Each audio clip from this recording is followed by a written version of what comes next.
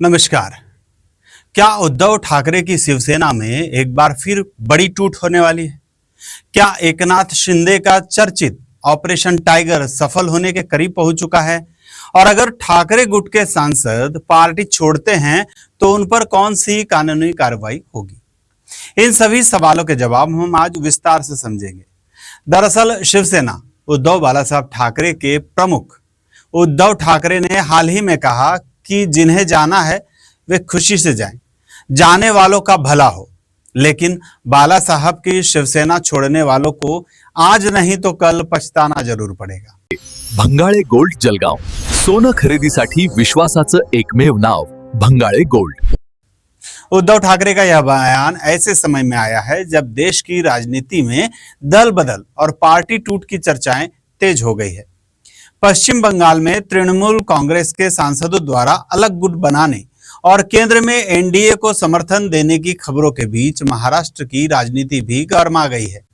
महाराष्ट्र में चर्चा है कि उप मुख्यमंत्री एकनाथराव शिंदे ऑपरेशन टाइगर के जरिए ठाकरे गुट के सांसदों और विधायकों को अपने साथ ला सकते हैं।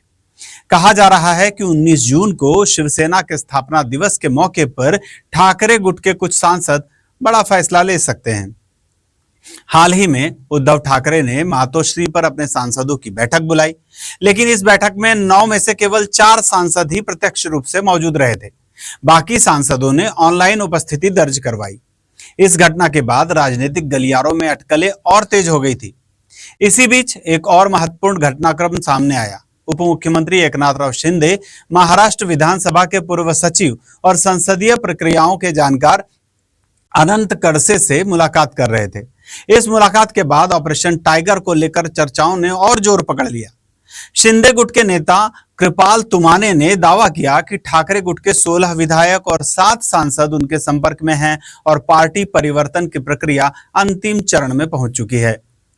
उन्होंने यह भी कहा कि उद्धव ठाकरे की कार्यशैली से नाराज कई जनप्रतिनिधि जल्द ही खुलकर शिंदे गुट का समर्थन कर सकते हैं।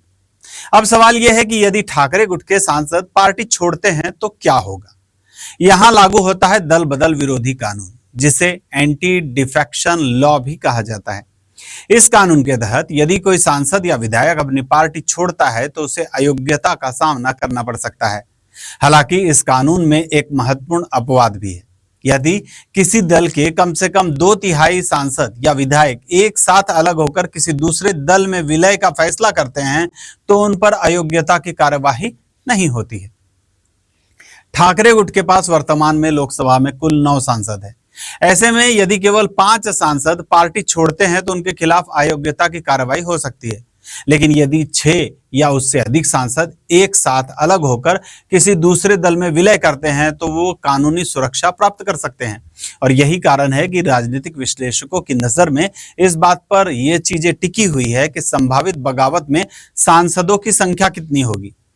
2022 में शिवसेना में हुई बड़ी टूट और बाद में राष्ट्रवादी कांग्रेस पार्टी में हुए विभाजन के मामलों पर अभी भी न्यायालय में सुनवाई चल रही है।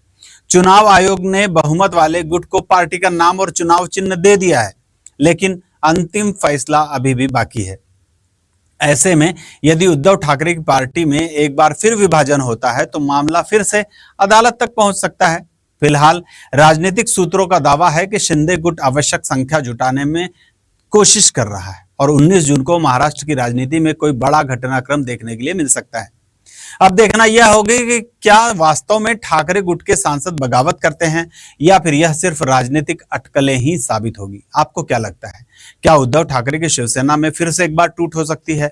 और अगर ऐसा होता है तो इसका महाराष्ट्र की राजनीति पर क्या असर पड़ेगा? अपनी राय हमें कमेंट बॉक्स में जरूर बताइए। मैं हूं आनंद शर्मा और आप देख रहे थे इंडिया अब तक न्यूज, कड़वा लेकिन सच।